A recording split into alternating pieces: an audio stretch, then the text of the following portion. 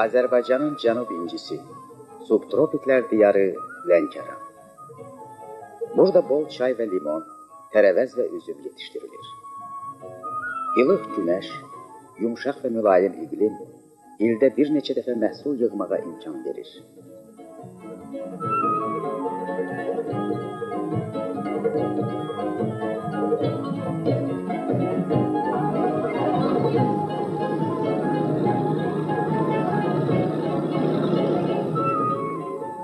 Baharın əvvəllərində ölkəmizin şimal rayonlarında soyuq qış hökmranlıq eləyəndə faraş tərəvəz məhsulu yüklənmiş qatarlar Lənkərandan müxtəlif istiqamətlərə yol alır.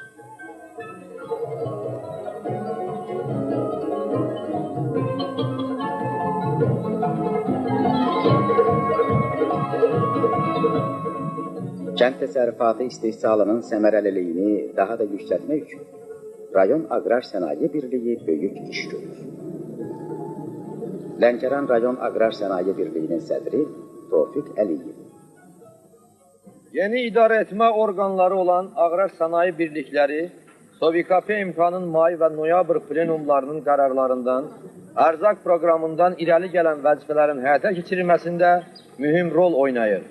Rayon Aqrar Sənaye Birliyi Şurası fəaliyyətinin ilk aylarında bir sıra təşkilati tədbirlər həyata keçirmişdir.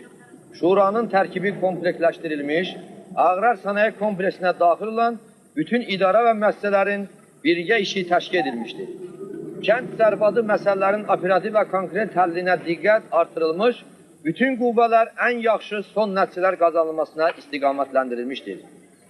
Əvvəlki ildən fərqli olaraq, bu ilin aprel və may aylarında Ümumiliklər Fonduna xeyli tərəvəz yola salınmışdır. Bu ildən məhsulu birbaşa alıcı təşkilatlara özü göndərən savxozların nəzdində tərəvəz tədarükat bazaları yaradılmışdır. Tərəvəz məhsulu tədarükat bazaları tərəfindən yola salınır. Nəriman Nərimanov adına savxozun direktoru Hüseynəli Şahyev deyir. Hal-hazırda təsərrüfatımızda qızğın iş gedir. İndiyə kimi dövlətə 13 mindən çox tərəvəz islah edib satmışıq. Bu nailiyyətlərin qazanılmasında Zarafşan Hacıyevənin, Qurban Mirzəyevin, Şahan Rızayevin, Azbar Abbasovun briqadları daha fərqlənmişlər. Zarafşan Hacıyevin briqadası bugünə kimi öz illik planları artırılmasına yerinə yetirmişdir.